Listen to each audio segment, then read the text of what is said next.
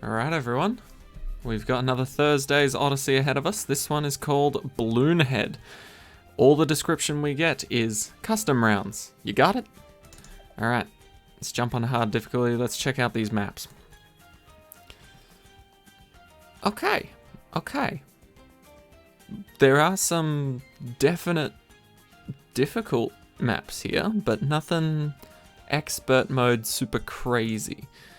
So let's have a look at what we've got besides custom rounds. Anything? Okay, so we've got Haunted, hard standard 33 to 85 custom rounds with 9,000 cash. That's pretty generous.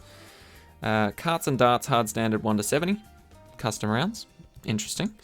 Monkey Meadow, hard standard 33 to 90. Fair enough, it is a beginner map. So we'll need DDT popping power for that, or a good hero that can handle it on their own. Oban. Shoots, 6 to 85 hard standard custom rounds. And Cargo. Ooh, hard standard 33 to 96 custom rounds. 96. Now that could be an interesting one. But as usual, we are going to go and try and do this without any monkey knowledge at all. So let's see what our crew details are.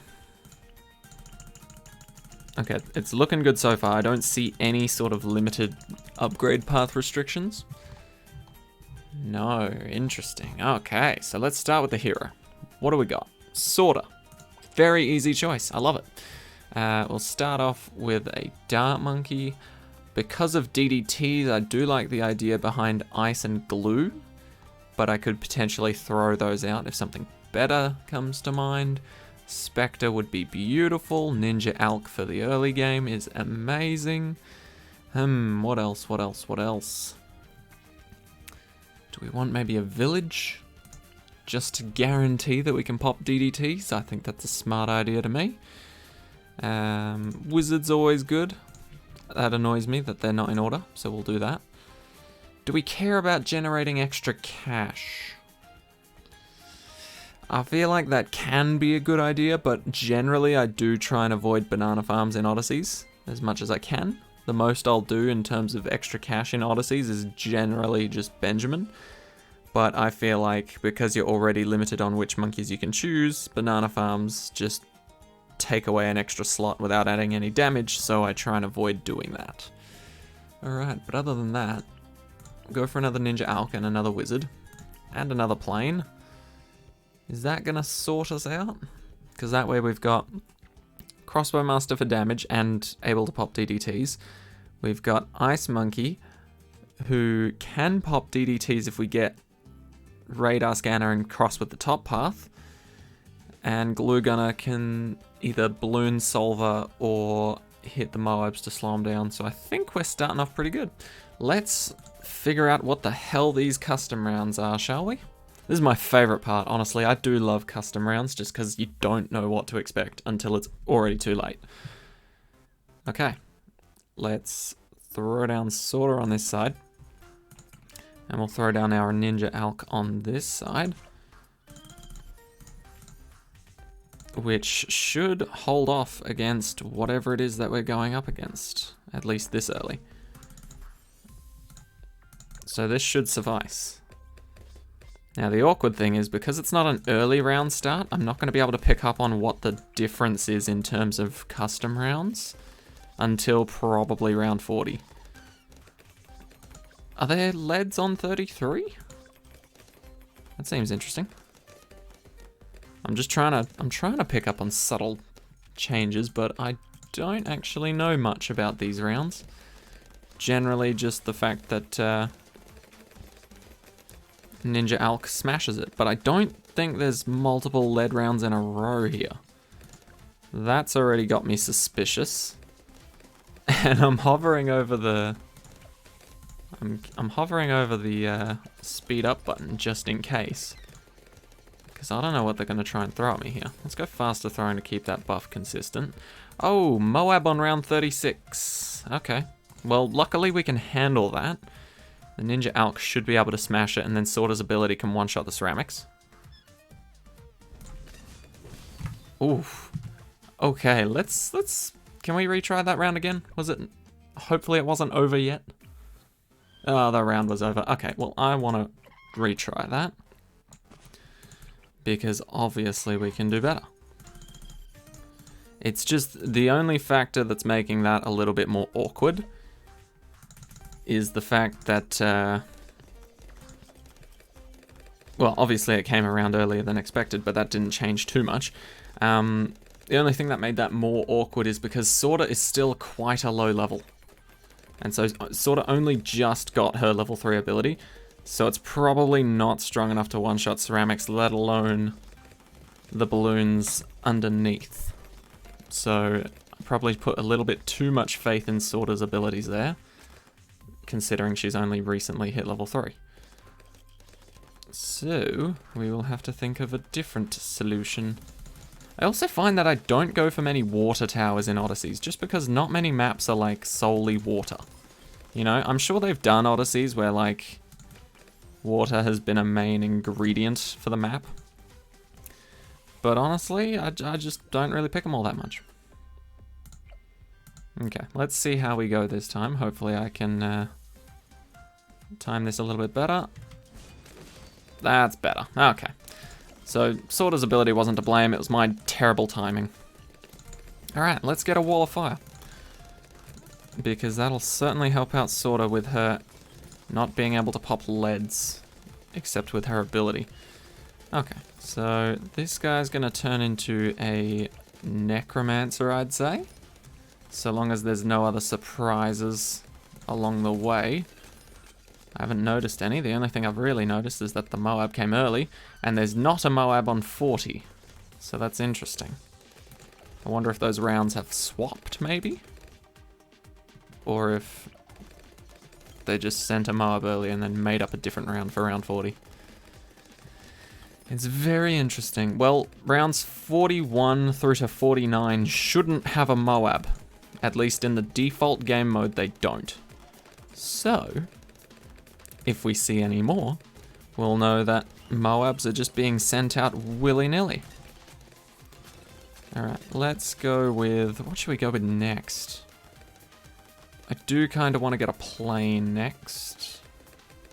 Put him a bit out here. Oh, there we go. And then we can go for like the camo detection with the village later. Okay, not too bad. I think I'm about to get interrupted, so I might have to mute my mic for a little bit here.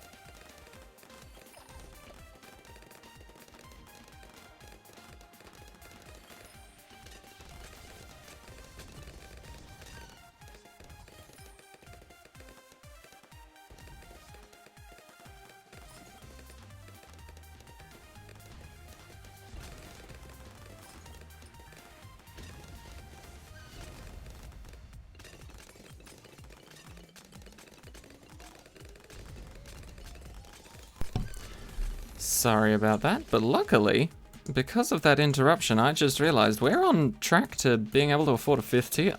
So, big shout out to my mum for giving me that advice, I guess. Nah. It's just been a long day and we haven't really had a chance to have a chat, so get a little bit of a chat in right now, and then we'll talk more after the recording anyway. Honestly, she's an amazing mum. Absolutely love her to bits. But yeah, didn't really get too much of a chance to talk. So she's only just gotten home now. Anyway, but yeah, we got a Spectre now. And as far as I can tell, it's just Moab's coming earlier than usual. I don't know, because rounds 40 through to 50 seem to earn us a lot of cash, but not really put a lot of pressure on. Like, yeah, we had the the Moab's coming out and we're getting camo leads on 55, which is weird. Yeah, it should be... Wait, hold on a second. Camo leads should have been on 59, not 55, and then 56 was the first BFB. That leads me to think that maybe all the rounds are still in order, but they're just coming like 4 rounds earlier? So for example, round 36, oh yeah, this is round 63. Okay, I think we figured it out. Yeah, so it looks like it's still the normal game mode, except every round is coming out 4 rounds earlier than it should. So for example, round 63 came out on 59, 59 came out on 55, and 60 came out on 56. Only because I know that camo leads show up on 59 and then round 60 is obviously the BFB. That is the only way I actually figured that one out, because there were 2 consecutive rounds that I knew of. So I think that's the case here. So realistically, our last round's actually going to be 89 in terms of difficulty, but we'll be finishing on round 85, if that makes any sense. Okay, so that's not too bad. I thought this was going to be like a bunch of random custom rounds where things just come out way earlier than expected and just throw you curveballs from what you're usually expecting, but this is literally just things are coming out as usual, just the round number is lagging. That's the best way to sum this up. The round number is lagging throughout this entire Odyssey. Okay, so this should be a very chill Odyssey now that I think about it. So the reason that last map goes to round 96 is precisely so it can go to round 100. That makes a lot more sense. Huh. Alright, sweet. I just love trying to figure out like what they've changed for these custom round things. It's so much fun. It's like a little brain teaser for the day. I'm sad that I figured it out quite quickly, but I do still enjoy the process. It is nice. Alright, well, we know for a fact that we can beat round 89, because, well, not right now, but we've got the tools to do so. Let's just leave it at that. What else do we want? I wonder. Suppose we can go for a Grandmaster Ninja, because this side is lacking a bit. It's only really got the Spectre to help out and the occasional Prince of Darkness BFB or Moab. Which, don't get me wrong, they do a lot of damage, but it could use a little bit more assistance on this side.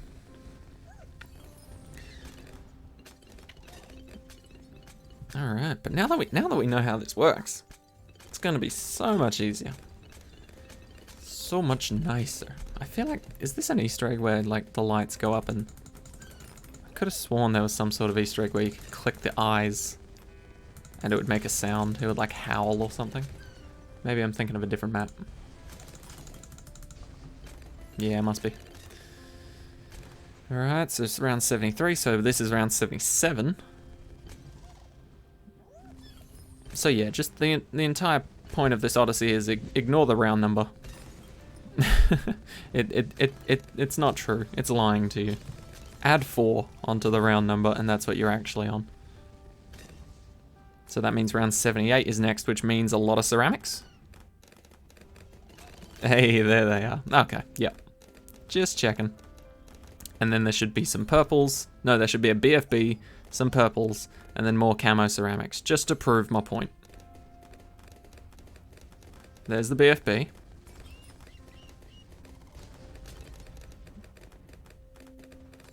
There's the purples. Well, you can barely see them on that side, this side. And then camo ceramics. Beautiful. Okay. Myth busted. Alright. So this is a pretty chill Odyssey. I like it. I like the idea behind it. Sadly, I do have a lot, like a crap ton of work to do tonight. in terms of homework and assignments and things, but I should be able to smash those out to be able to enjoy a very easy breezy Friday. Oh, there's round 80. 4 rounds behind as expected. But yeah, tomorrow should be an easy breezy Friday. Smash out the part 2 for this. And then a very cruisy weekend, hopefully. Should be very chill. Alright, well, what else can we go for? I mean, we could go for well, we could go for a number of things, but I really do want to get like a Grandmaster Ninja. I rarely go for it. I feel bad. Because it's like, it's always my starting tower, but it never leaves tier 4. And it has to watch other towers show up, get straight to tier 5, and then just carry for the rest of the game while this guy's just chilling. Makes me feel bad.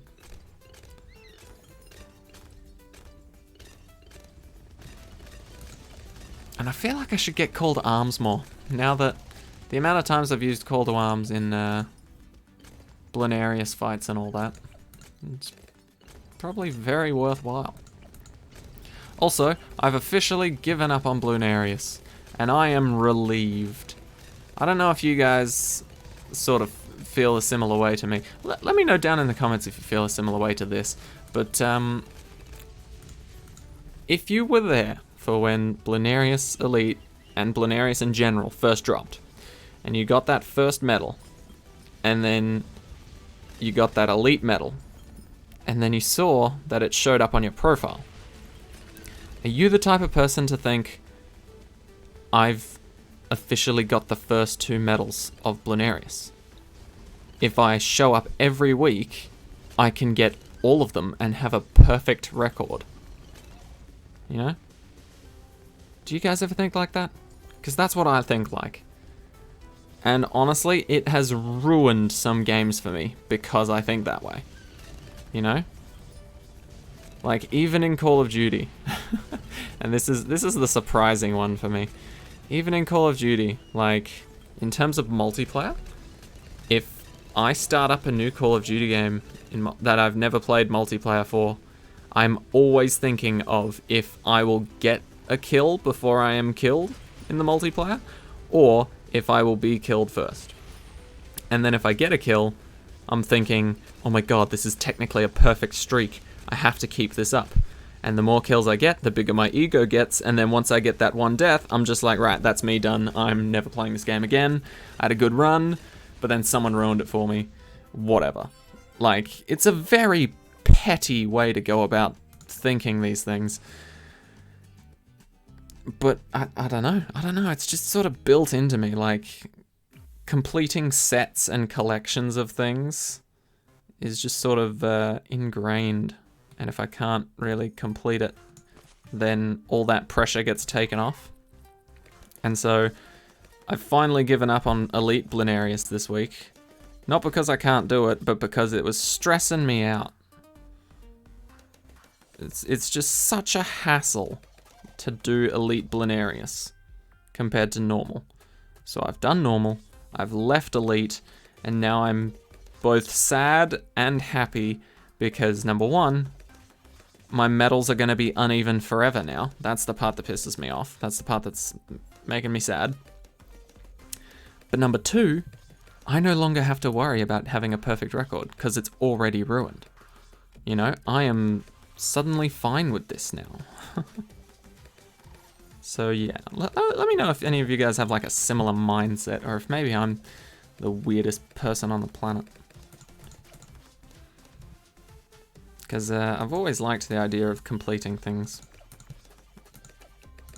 And thus, right, proposed new update for BTD6 and Ninja Kiwi, and every game out there that has limited time events that you can earn a special thing and then it no longer shows up ever again. Take a little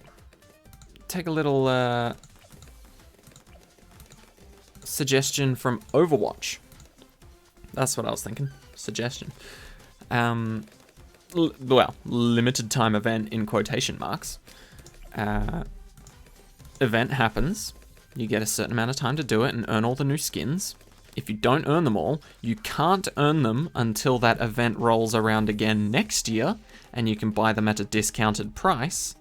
Or you wait till the anniversary event, in which all event items are unlocked and available to earn, and it's like double XP or some shit, right? It's an incentive to bring people back to the game to pick up things that they've missed or could not achieve at that time. And a lot of the time, it's not people's fault that they've missed it. Right? And so, I think they also did this with a cookie clicker idle type game that I absolutely adore, called Egg Inc. Now, this isn't like a sponsorship or anything, but to be fair, if you're going to play an idle game, Egg Inc. is one of the better ones. Pretty much no ads at all, unless you want to watch them to give your little farm thing a boost in terms of like production value or something. So the only ads you actually have to watch are just in-game, and it gives you a reward for watching them, which is the best way to do it for mobile games, instead of in between every other level. Anyway, I'm getting off topic, right? So, Egg Inc. has a system, I think they're called contracts, and essentially they're limited time events, right? For a certain amount of days, you can accept this challenge, see how far you can get in it. There's like 3 reward tiers. There's like one for getting, I don't know, X amount of things delivered or completed in the time frame. There's one for getting a little bit more completed, and there's one for maximizing out your efficiency and like getting the top tier level shit completed, right? Now that's all well and good, but for new players, that's practically impossible to reach those goals. And so, every time a new event comes out, they re-release an old event to people that haven't finished it and maxed it out, and it allows them to catch up. Catching up is insanely amazing. I don't know why more games aren't doing it. And yes, I get it. For certain limited time things, it is very nice to be there, show up, get the reward, and be one of the few people that got it. But you can easily, very easily, make that like a yearly thing like Overwatch does, and make it insanely difficult so only the really hardcore grind players can achieve it. So it limits it in terms of difficulty and skill level rather than time frame, because that's just bullshit, because noobs could never do something that insanely difficult, and then they miss out on it, and then they're just like, well shit, that's annoying. You know, it takes a big chunk of fun out of the game. What I'm saying is, I've ruined my perfect record with Elite Bloonhead. Please give me a way to restore it, so I don't have to stress out so much about playing it every week. Anyway, that was my little rant. Let me know if you feel a similar way. Oh, maybe I'm just insane. It is quite possible. I guess it's more of a, I guess the most accurate way to describe it is probably a completionist mindset. You know? You want to be able to get everything done within a game. You want all the medals, all the achievements, all the secret achievements, all the little Easter eggs done. You know? You just want to be able to sort everything. Alright, so once again, round 36 is actually round 40. Yeah, we've got this Odyssey all figured out. It's as simple as +4. Oh god, it's the Uno Odyssey. Oh no. We're all getting +4'd. Ah, that's alright.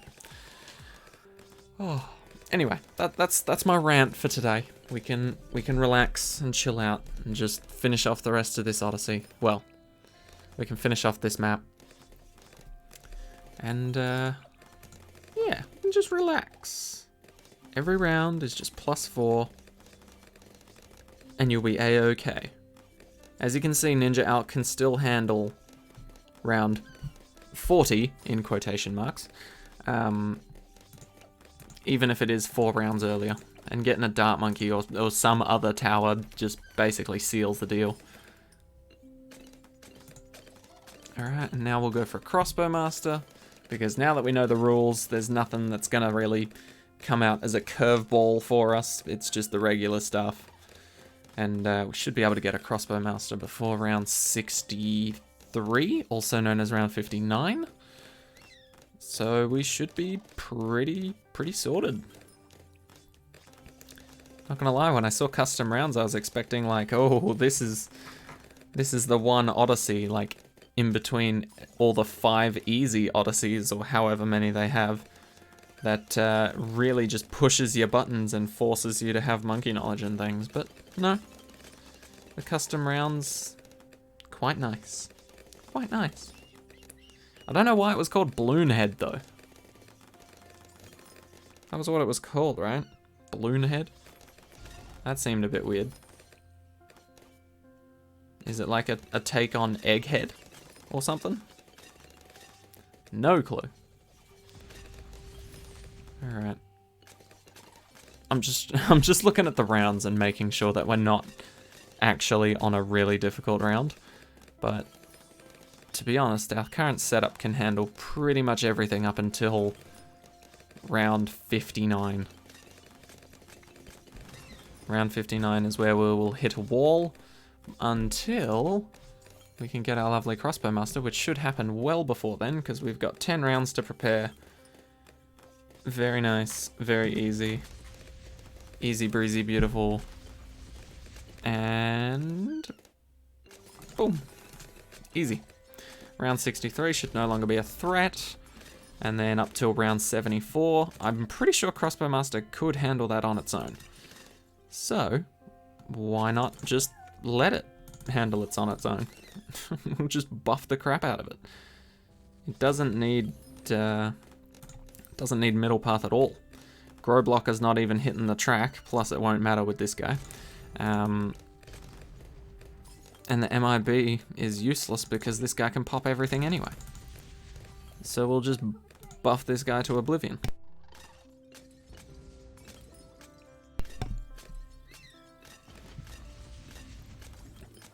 And we should be chillin'.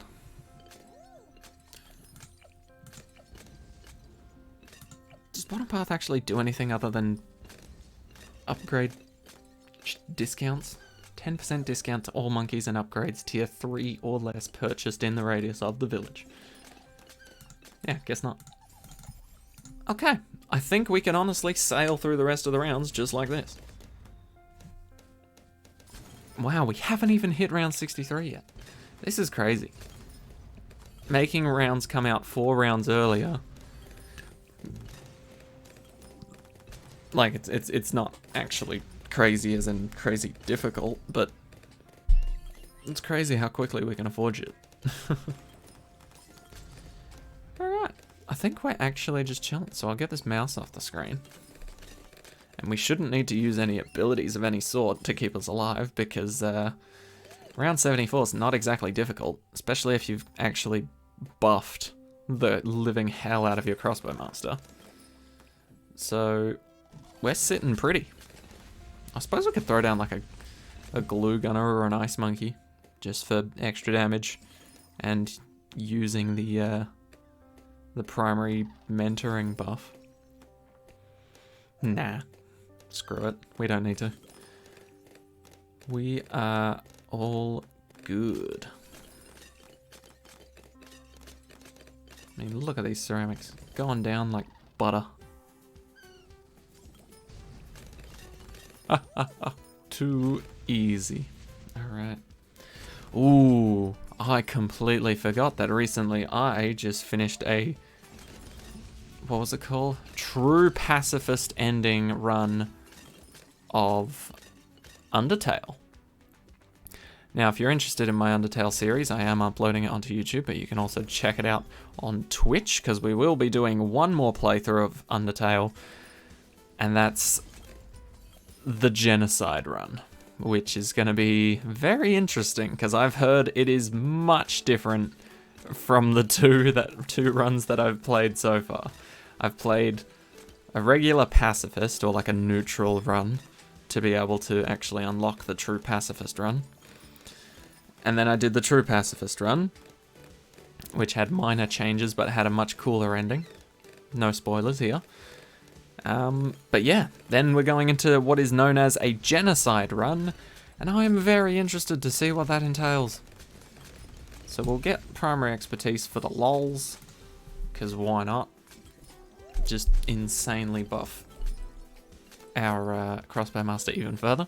But yeah, if you wanna check out some of the streams that I'm doing, I should have a link in the description for my Twitch channel, as well as for my Discord server, where you can find out when and what I'll be streaming, and just in general hang out and chat and send me challenges and things like that. And wow, I'm a poet, and I didn't even realize I was rhyming those words.